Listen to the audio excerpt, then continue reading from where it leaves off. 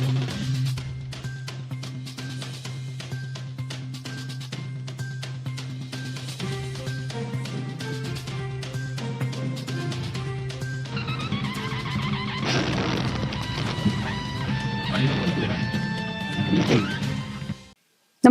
आपण पाहता हिरकणी न्यूज.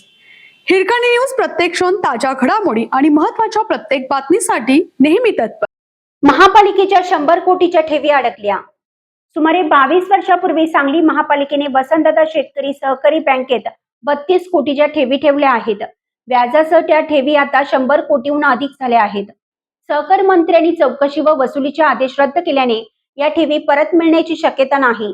त्यामुळे सहकार मंत्र्यांच्या विरोधात महापालिकेने त्यांच्या ठेवीसाठी न्यायालयात दाद मागण्याची नागरिकातून मागणी होत आहे.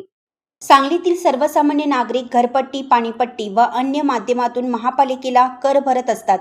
अशा नागरिकांनी महापालिकेला भरलेल्या कराची रक्कम तत्कालीन कारभाऱ्यांनी वसंतदादा सहकारी बँकेत ठेव स्वरूपात ठेवली होती. कायद्यानुसार ही रक्कम राष्ट्रीयकृत बँकेत न ठेवता या सहकारी बँकेत ठेवल्याने तत्कालीन नगरसेवक व पदाधिकाऱ्यांनी सर्वसामान्य सांगलीकरांचा विश्वासघात व फसवणूक केली आहे. दुसरीकडे बँकेने मुदतीत ठेव दिलेली नाही.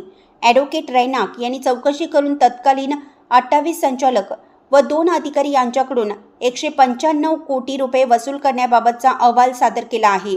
त्या अहवालानुसार ती रक्कम संबंधितांकडून वसूल करण्याचे आदेश सहकार आयुक्त यांनी व्यावसायिकांना 3 वर्षापूर्वी दिले आहेत.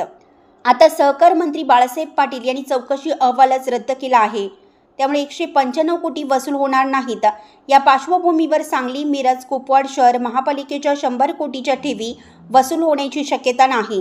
म्हणून महापालिकेने सहकार मंत्र्यांच्या निर्णयाविरुद्ध उच्च न्यायालयात दावा करून तो आदेश रद्द करून संबंधित दोषी संचालकांकडून ती रक्कम वसूल करावी, अशी सर्वसामान्य सांगलीकरांची मागणी आहे.